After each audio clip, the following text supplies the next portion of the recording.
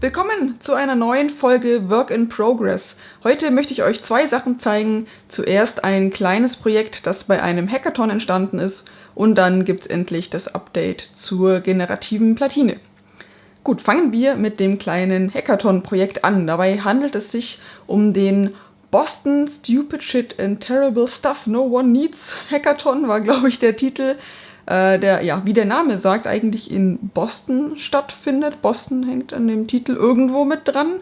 Und der ist ziemlich witzig. Ich habe mir da die Aufzeichnungen der letzten Male angeschaut und naja, wie der Name schon irgendwie verrät, baut man unnützen Krempel oder ziemlich wirres Zeug und stellt das dann aber sehr ernsthaft danach vor, was man Hervorragendes gerade gebaut hat. Und es eignet sich super, um auch mal irgendwie Sachen auszuprobieren. Ich kannte den vorher gar nicht. Aber mein Kumpel Blinry hat mich da praktisch eingeladen, mitzumachen. Und so haben wir diesmal remote teilgenommen, weil durch die Corona-Pandemie der Hackathon eben auch nicht normal vor Ort in Boston stattfinden konnte, sondern dann online organisiert wurde. Naja, der ging jetzt dann irgendwie einen Tag oder irgendwie so 8-10 Stunden oder sowas. Und es war natürlich zeitversetzt. Entsprechend fing der bei uns nachmittags um 4 an. Gab ein nettes Intro-Video, wo einfach nur kurz erklärt wurde, was der Plan ist. Man hat sich über Slack organisiert, gab eine kleine Brainstorm-Phase. Und naja, wie gesagt, bei uns fing das ja nachmittags um 4 an, deswegen hatten wir vorneweg schon genug Zeit, uns ein bisschen zu überlegen, was wir denn machen wollen. Blinry kannte ja auch das Format schon und wir haben uns ziemlich schnell darauf geeinigt, eine sehr fürchterliche Passworteingabe zu bauen. Ich glaube, jeder von euch kennt den Moment, wenn man wieder sich irgendwo einen Account anlegt und die wirresten Passwortregeln um die Ohren geworfen bekommt. Und wir dachten, das geht noch besser. Das kann man ins Extreme treiben. Und ja, das haben wir dann auch getan. Daraus ist so eine Art kleines Spiel mit 3 Leveln geworden. Und wir haben hervorragende Kommentare geerntet.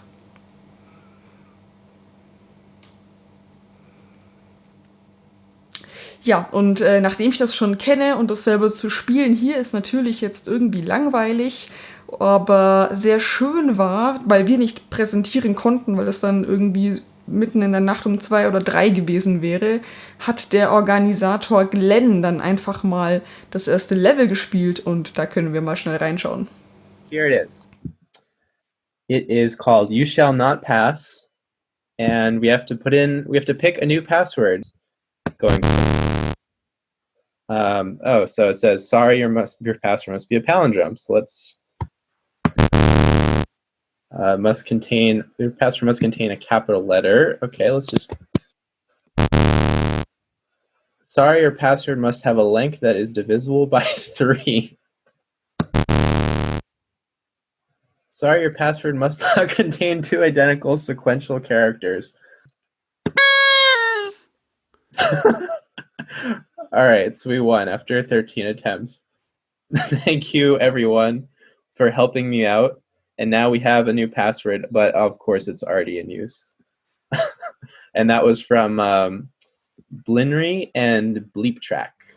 Und wenn euch das jetzt noch nicht schlimm genug war und ihr das unbedingt mal selber ausprobieren wollt, dann könnt ihr das auf youshallnotpass.glitch.me ausprobieren. Da steht das online und ich hoffe, dass mindestens ein paar von euch ein Let's Play auf YouTube davon machen werden.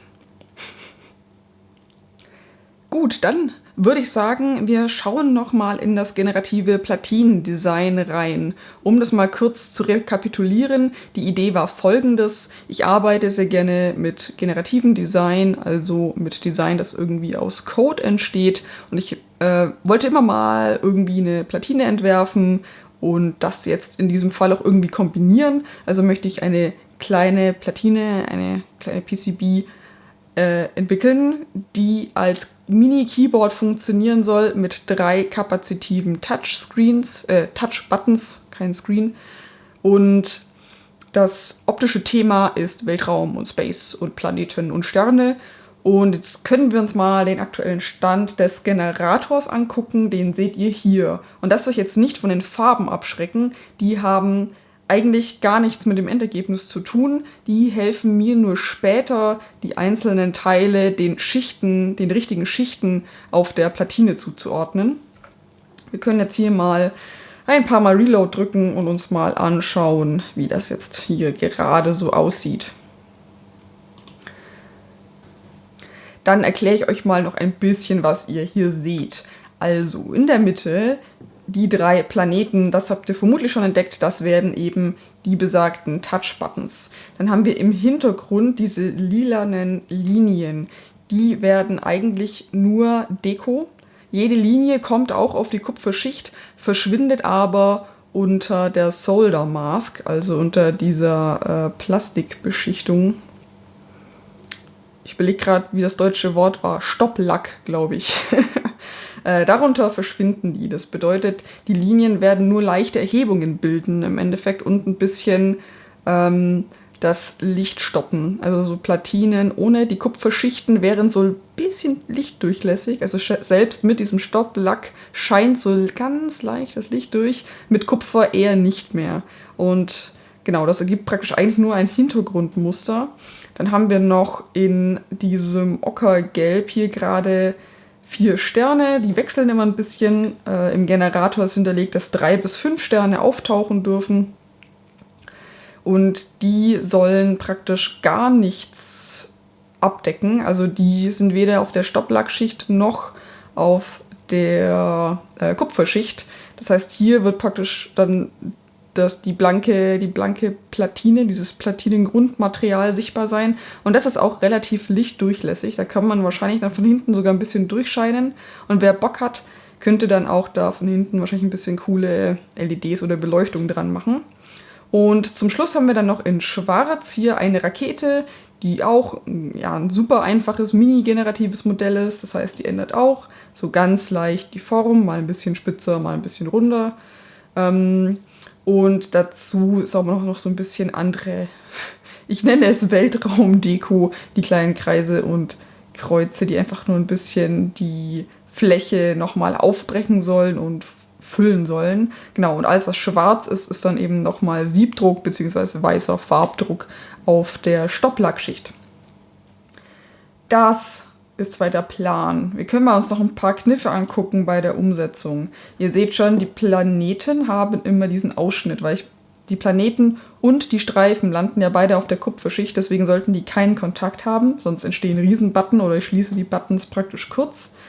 Und genauso habe ich bei den Sternen diesen Umriss gebildet. Und das ist gar nicht so einfach. Was ich hier mache, ist Path Offsetting. Das heißt, ich versetze den Pfad nach außen. Path Offsetting ist nämlich nicht so trivial, wie das aussieht. Also ich dachte, so ganz am Anfang kann ja nicht so schlimm sein, ich verschiebe den Pfad nur oder ich skaliere den nur. Das trifft es aber nicht, das ist kein Path Offsetting. Das kann man sich sehr gut veranschaulichen mit einer geschwungenen Linie. Wenn ich die einfach nur versetze, dann habe ich nicht immer den gleichen Abstand zwischen diesen beiden Linien. Der wird mal enger sein und mal weiter. Und das ist nicht, was ich haben möchte. Ich möchte ein Offset, der eben immer einen definierten Abstand zum Grundpfad hat. Das ist, wie gesagt, das ist nicht so trivial.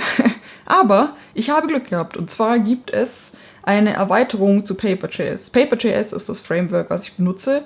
Und das kann leider von sich aus noch kein Path Offsetting. Da hängen die schon seit Jahren dran und es ist nie offiziell mit reingekommen. Es gab aber schon immer eine extra Klasse, die man extra mit benutzen konnte. Und mittlerweile ist es noch geschickter, weil jemand hat das in ein sehr hübsches NPM-Package gepackt. Das können wir hier mal die Beispiele anschauen. Da sieht man nämlich auch sehr gut, was so knifflige Stellen sind. Zum Beispiel hier an so einem Quadrat.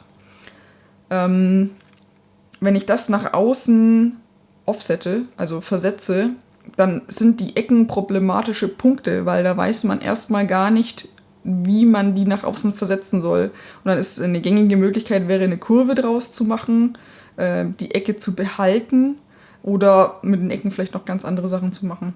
Das sind doch alles Parameter, die man da sehr schön einstellen kann. Das Problem ist, es gibt trotzdem Punkte, wo das nicht richtig funktioniert. Da bin ich zum Beispiel bei diesen Sternen reingelaufen.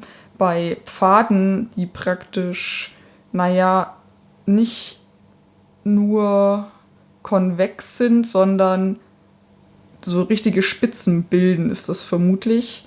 Da glitscht das total weg. Deswegen habe ich hier immer die Pfade einzeln berechnet mit einem Offset und dann wieder zusammengefügt. Geht natürlich auch. Da konnte ich dann besser bestimmen, was passieren soll und auch hier hinten sehr schön diese runden Caps, die runden Enden angeben, damit das hier eine schöne Abrundung hat. Und ich glaube auch, dass ich vielleicht noch probiere, diese Rundung in die Sterne hier hinten reinzubringen. Da schneide ich nämlich aktuell ab, finde ich. Das würde auch noch schicker aussehen. Also ihr merkt schon, es gibt so ein paar Feinschliffpunkte, wo man auf jeden Fall noch dran arbeiten kann. Und dann haben wir noch diesen Hintergrund mit den geschwungenen Linien. Da dachte ich am Anfang auch, ich nehme Path Offsetting, habe dann gemerkt, so, wow, das kann ich so schnell gar nicht selber implementieren, hatte noch nicht geguckt, dass es überhaupt ein Package gibt und habe mir dann selber was anderes ausgedacht. Und zwar nehme ich auch eine Linie und habe da mein eigenes total primitives Path Offsetting drangehängt. Das heißt, ich sample immer einen Punkt auf dem normalen Vektor in einem gewissen Abstand. Das Problem bei sehr starken Kurven ist, dass dann Schleifen entstehen. Und was ich dann wiederum mache, ist, ich nehme nochmal eine gerade Linie, die meiner Standardlinie in etwa entspricht von der Ausrichtung her, versetze die noch weiter als meine Offset-Linie und schaue mir dann auch entlang des Normalvektors an, wann ich auf diese Sample-Linie treffe. Und nehme mir dann praktisch da immer den Punkt. Das heißt, so bekomme ich solche Schlaufen weg und kann dann zum Schluss auch noch eine Glättung drüber legen. Dann sieht es wieder sehr schick aus. Das macht sehr dynamische Linien, finde ich, und sehr spannende Muster. Und die benutze ich jetzt im Hintergrund und verkleinert auch nochmal in den Planeten mit den Wellenlinien.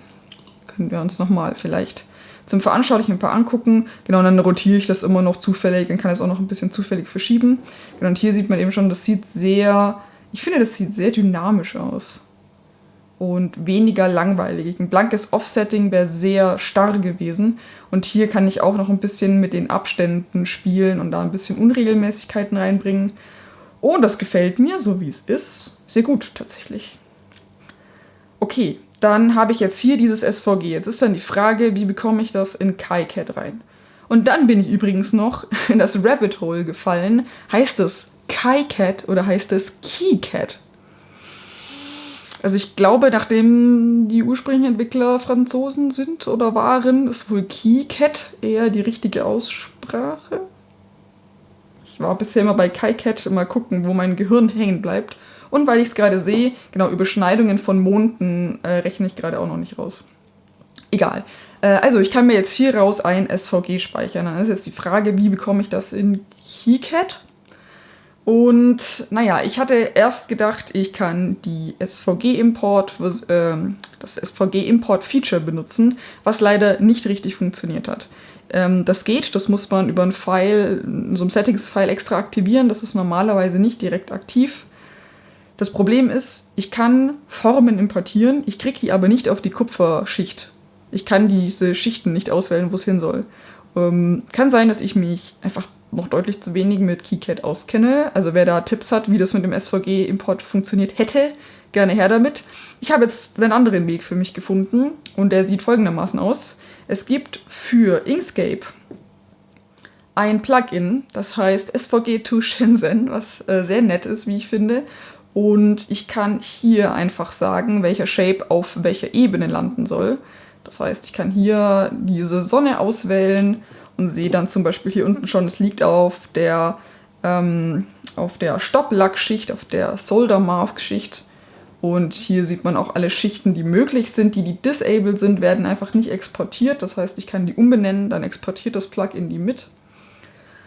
Das funktioniert eigentlich soweit sehr gut. Vor allem kann ich das als Footprint exportieren. Das seht ihr dann nachher. Das hat für mich echt viele Vorteile. Und dann habe ich auch noch so Sachen gelernt, wie ich hätte mir beim Generator einiges ersparen können, weil der das halt tatsächlich, der nimmt nicht die SVG-Form, sondern ich bin mir nicht sicher, ob es intern nochmal in PNG umwandelt oder so. Ich habe es mir ehrlich gesagt nicht so ganz angeguckt. Aber alles, was weiß ist, nimmt er nicht mit. Und ich kann einen Farbschwellwert eingeben, ab wann was Form sein soll und ab wann Hintergrund. Das heißt, so Sachen, wie ich jetzt hier extra Sachen ausschneide, damit die Optik stimmt, da hätte ich auch einfach weiße Füllfarbe nehmen können. Das hätte einiges erleichtert. Andererseits kann man so den Planetengenerator jetzt vielleicht auch schön für Stiftplotter benutzen oder so. Also hat natürlich auch andere Vorteile. Und jetzt muss ich halt auch auf einige Sachen achten. Wenn zum Beispiel die Planeten später golden werden sollen, eine goldene Kontaktfläche, dann muss die sowohl auf der Kupferschicht sein, als auch auf dieser Solder Mask-Schicht. Die Solder Mask-Schicht ist nämlich invertiert. Das heißt, alles, was da drauf ist, wird später nicht von diesem Stopplack bemalt. Deswegen habe ich die jetzt hier zum Beispiel auch zweimal, weil die hier einmal auf der Maskenschicht liegt und einmal auf der Kupferschicht. Okay, das sind so ein paar Sachen und ich denke, wenn ich das so ein bisschen automatisieren will, könnte ich das in Inkscape auch skripten, dass mir Sachen in einer bestimmten Farbe vielleicht auf eine extra Ebene gelegt werden oder Sachen mit einem bestimmten Namen, so SVG-Pfade, denen kann man auch Namen geben, das ist ziemlich praktisch. Ich denke, das könnte man skripten. Also jetzt habe ich es erstmal zum Testen von Hand gemacht. Und dann können wir mal zu KiCad gucken. Da sieht das jetzt folgendermaßen aus. Und ich habe das hier als Footprint komplett importiert. Das ist ziemlich cool. Das heißt, ich kann das jetzt hier komplett auch bewegen als ein Stück und kann das später so halt auch voll leicht austauschen. Das ist, glaube ich, von sehr großem Vorteil. Was ich dann vermutlich immer von Hand machen werde, ist die Bahnen zu den Pads nochmal von Hand ziehen, weil es je nach Planet optisch wahrscheinlich schönere Punkte gibt, wo man diese Kontaktdurchstanzungen, diese Wires hinlegen kann. Ich vermute, die würde ich für jede neue Platine, die ich machen will, mit jedem neuen generierten Muster von Hand ziehen, aber das sind 3 Sekunden. Das dauert halt einfach nicht lange. Was ich ansonsten noch gemacht habe, ihr habt mir einige gute Tipps gegeben und ich habe mich deswegen jetzt dann auch entschlossen, doch noch eine LED mit aufs Board zu packen, eine RGB-LED, die seht ihr hier oben rechts neben dem Chip. Und ich habe noch 4 Mounting Holes mit, was habe ich jetzt genommen? 2 Schrauben genommen. Das ist ein bisschen kleiner, aber das Board ist auch nicht sehr groß. Ich finde, M3 ist irgendwie gängiger als M2, auch bei PCBs gefühlt. Keine Ahnung. Aber es gibt diese M2-typischen Abstandhalterschrauben und von daher passt das. Und es nimmt weniger Platz weg. Genau, weil ich habe das Gefühl, so ein PCB ist ziemlich leicht und wenn ich das als so eine Art Tastatur benutzen will, ist mir das vielleicht zu leicht und das USB-Kabel ist zu starr für diese kleine Platine. Und ich habe das Gefühl, das kann man nicht schön auf einen Schreibtisch legen. Deswegen habe ich das Gefühl, man möchte das vielleicht wo drauf montieren später. Und da sind Mounting Holes oder solche, Montagelöcher, wie man im Deutschen vermutlich sagen würde, halt dann doch ganz sinnvoll. Und jetzt haben wir noch ein hervorragendes Feature. Und zwar gibt es einen ganz tollen 3D-Viewer in KiCad oder KiCad. Oh, ich habe noch das Raytracing an, das machen wir vielleicht mal kurz noch aus. Dann sieht das nämlich folgendermaßen aus. Und ich habe hier sogar schon ein bisschen 3D-Modelle drauf. Ich habe für den USB-Stecker kein 3D-Modell gefunden. Für den Rest hier zum Glück schon. Und so in etwa könnte das dann mal aussehen. Man sieht also schon schön, diese Linien bilden tatsächlich nur so ein Hintergrundmuster. Die 3 Buttons sind da. Und wenn wir das jetzt umdrehen, dann gehen die Sterne hier durch, in der Hoffnung, dass man eben schön durchscheinen könnte, wenn man das möchte. Dann haben wir hier die 4 Kontaktpunkte, die ich brauche, um den Chip zu flashen. Reset habe ich jetzt tatsächlich dann doch nicht als Button rausgeführt, weil ich irgendwie immer noch nicht das Gefühl habe, das unbedingt zu brauchen. Und ich werde mir irgendwie so ein Setup, Tischi-Dingsi bauen, wo ich möglichst die Platine nur reinstecke, auf alles fertig habe, einfach Flashen drücke und fertig. Und da könnte ich genauso noch einen Taster auf Reset bauen und mir den Rest der Schaltung, um einen Reset-Knopf zu betätigen, mit dranhängen, zum Testen, wenn ich das unbedingt brauche. Aber ich habe gerade nicht das Gefühl, dass das so ist. Aber wer weiß, vielleicht ändert sich das ja noch in Version 2. Mal gucken. Aber ich bin sehr glücklich damit. Ich finde, das sieht richtig hübsch aus. Mir gefällt das super gut. Wie gesagt, es gibt noch so Kleinigkeiten hier, diese Rundungen vielleicht und ja, vielleicht, keine Ahnung, bei manchen Planeten muss ich noch, weiß ich nicht, habe ich auch das Gefühl, da könnte man noch mal ein bisschen nachbessern. Manche Sachen glitschen manchmal ein bisschen. Aber andererseits kuratiere ich ja auch die Bilder, bevor sie auf eine Platine kommen. Also so ganz schlimm ist es auch wieder nicht. Und mir gefällt das ziemlich gut. Gut, ich bin sehr gespannt, wenn ich das jetzt dann bald losschicken kann.